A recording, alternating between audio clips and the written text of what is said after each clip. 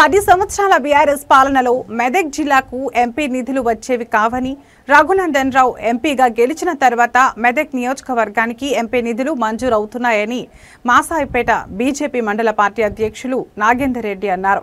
మాసాయిపేట మండల కేంద్రంలోని పోచమ్మ దేవాలయం వద్ద ఎంపీ రఘునందన్ రావు సహకారంతో మంజూరైన సోలార్ లైటింగ్ సిస్టమ్ను ఆయన ప్రారంభించారు. మండల వ్యాప్తంగా 5 గ్రామాల్లో సోలార్ లైటింగ్ సిస్టమ్ను ఎంపీ రఘునందన్ రావు మంజూరు చేశారని తెలిపారు. గతంలో ఎంపీ నిధులు నియోజకవర్గంలో ఖర్చు చేసేవారు కాదని, రఘునందన్ రావు గెలిచిన తర్వాతనే మెదక్ జిల్లాకు అభివృద్ధి నిధులు మంజూరు అవుతున్నాయని తెలిపారు.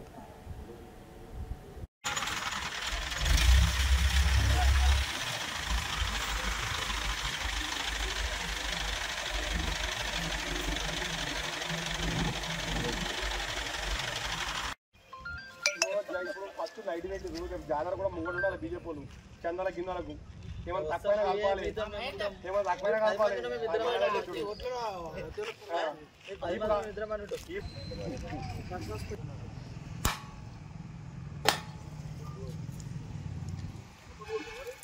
అనుకునే వాళ్ళం. ఇంతకుముందు విజయశాంతి గారు ఎంపీ ఫండ్ ఇచ్చారు.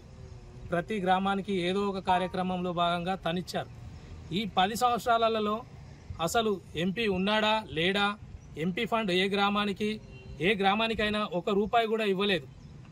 అట్లాంటిది ఈ సంవత్సర కాలంలో రఘునందన్ రావు గారు ఎంతో కృషి చేసి నర్సాపూర్ నియోజకవర్గానికి మరియు మొత్తం సిద్దిపేట కానీ, నర్సాపూర్ కానీ, మెదక్, ఇంకా తన నియోజకవర్గాలు, తన అసెంబ్లీ నియోజకవర్గాల పరిధిలో, తన పార్లమెంట్ పరిధిలో ప్రతి గ్రామానికి ఏదో ఒక తన వంతు సాయంగా ఏదో ఒకటి చేస్తున్నాడు. కాబట్టి దాంట్లో భాగంగానే ఇప్పుడు రఘునందన్ రావు గారు మన మాసాయిపేట గ్రామానికి కూడా ఈ సోలార్ సెంట్రల్ లైటింగ్ ఏర్పాటు చేయడం ఎంతో అభినందనీయం.